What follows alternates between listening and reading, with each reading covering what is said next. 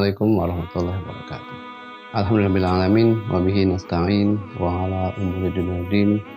Wassalatu wassalamu ala asrafil anbiya'il mursalin wa ala alihi wa sahbihi ajma'in. Amma ba'du. Kembali kita bertemu dalam kajian kitab Arba'in An-Nawawiyah. Pada saat ini kita masuki hadis pertama Arba'in An-Nawawiyah, di mana hadis ini berbicara mengenai fungsi niat dalam segala amal perbuatan. Dari Amirul Mukminin Abu Hafs Umar bin Khattab, semoga Allah meridainya. Dari Amirul Mukminin, gelar Amirul Mukminin pertama kali dipakai oleh Sayyidina Umar bin Khattab ketika itu beliau meminta para pejabat di Irak untuk mengutus padanya 2 orang untuk ditanyai perkara terkait Irak. Kemudian pejabat di Irak mengirimkan 2 utusan. Ketika 2 utusan ini sampai ke Madinah, Masjid Nabawi, 2 utusan ini kemudian menemui Amr bin As. Ketika itu ada di Masjid Nabawi. Kemudian Amr bin As bertanya, ada kepentingan apa 2 utusan ini datang ke Masjid Nabawi? Kemudian 2 utusan ini mengatakan, di mana Amirul Mukminin Umar bin Khattab? Kemudian Amr bin As terkejut, gelar yang pantas untuk Umar bin Khattab. Lalu Amr bin As menemui Umar bin Khattab, kemudian mengucapkan salam. Assalamualaikum ya Amirul Mukminin. Ketika mendengar kata Amirul Mukminin, Umar bin Khattab lantas bertanya, siapa yang memberi gelar tersebut? Lalu Amr bin As menjelaskan peristiwa tadi. Lalu beliau berkata bahwa ini pantas untuk Umar bin Khattab, karena engkau adalah amir kami dan kami adalah kaum mukminin. Maka semenjak itulah gelar Amirul Mukminin dipakai oleh Umar bin Khattab. Abu Hafs adalah kunyah dari Umar bin Khattab. Kunyah adalah panggilan yang biasa dimulai oleh kata Abu dan Ummu, lalu dirangkai oleh nama anak, biasanya anak yang tertua. Maka itu dari Abu Hafs ini kita ketahui bahwa Umar bin Khattab memiliki anak yang bernama Hafsah. Dan itu adalah Ummul Mukminin Hafsah, yang merupakan istri dari baginda Rasulullah SAW. An Amirul Mukminin Abu Hafs Umar bin Khattab radhiyallahu anhu, semoga Allah meridainya. Gelar radhiyallahu anhu ini adalah gelar yang diberikan untuk sahabat Rasulullah SAW. Gelar ini adalah jaminan dari Allah Subhanahu wa taala bahwa Allah meridai mereka dan mereka pun meridai Allah Subhanahu wa taala.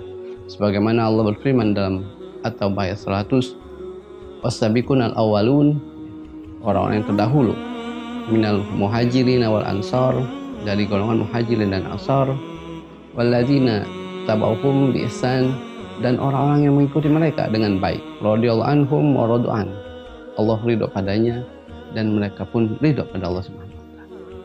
Sami'tu Rasulullah sallallahu alaihi wasallam, aku mendengar.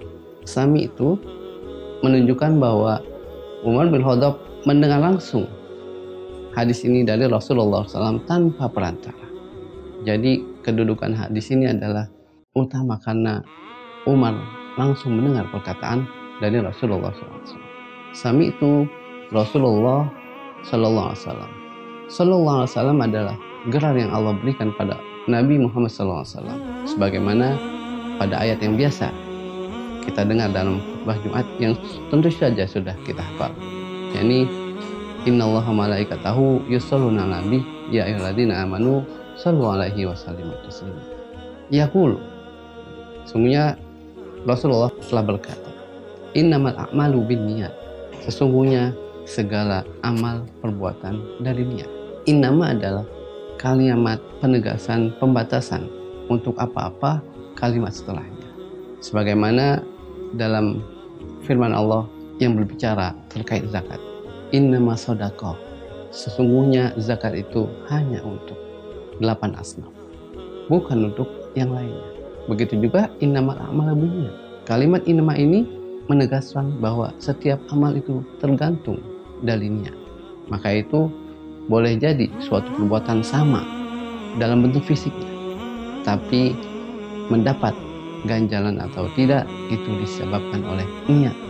Seseorang berpuasa pada hari Senin dengan tujuan untuk puasa Senin Kamis, maka dia akan mendapatkan pahala berpuasa Senin Kamis. Di lain pihak ada seseorang berpuasa pada hari Senin juga, tapi dengan tujuan karena pada hari itu dia akan melakukan medical check up, maka dia tidak mendapatkan pahala puasa Senin Kamis karena puasanya diniatkan untuk medical check up. Wa innama likulli imri'in ma nawa. Dan setiap orang akan mendapatkan apa yang ia niatkan. Jadi ketika seseorang pergi ke masjid untuk beribadah, untuk sholat, berzikir, baca Quran, maka dia akan mendapatkan pahala sesuai yang dia niatkan. Begitu juga apabila seseorang pergi ke masjid bukan untuk berbuat baik, maka dia tidak akan mendapatkan apa-apa walaupun dia pergi ke masjid. Inilah yang membuat perbedaan, yaitu perbuatan seorang dibedakan karena niatnya. Faman kanat hijratuhu ilallahi wa rasulih. Barang siapa seseorang hijrahnya karena Allah dan Rasulnya, fa hijratuhu ilallahi wa rasulih. Maka hijrahnya karena Allah dan Rasulnya. Hijrah adalah perbuatan meninggalkan suatu tempat dari darul kufur kepada darul iman, atau meninggalkan keadaan dari maksiat kepada taat. Maka apabila seseorang hijrah karena Allah, maka dia akan mendapatkan ganjaran dari Allah. Faman kanat hijratuhu di dunia. Apabila seseorang hijrah karena urusan dunia, awi muratin yunkihuha, atau wanita yang ingin nikahi, fa hijratuhu ila ma hajara ilaihi.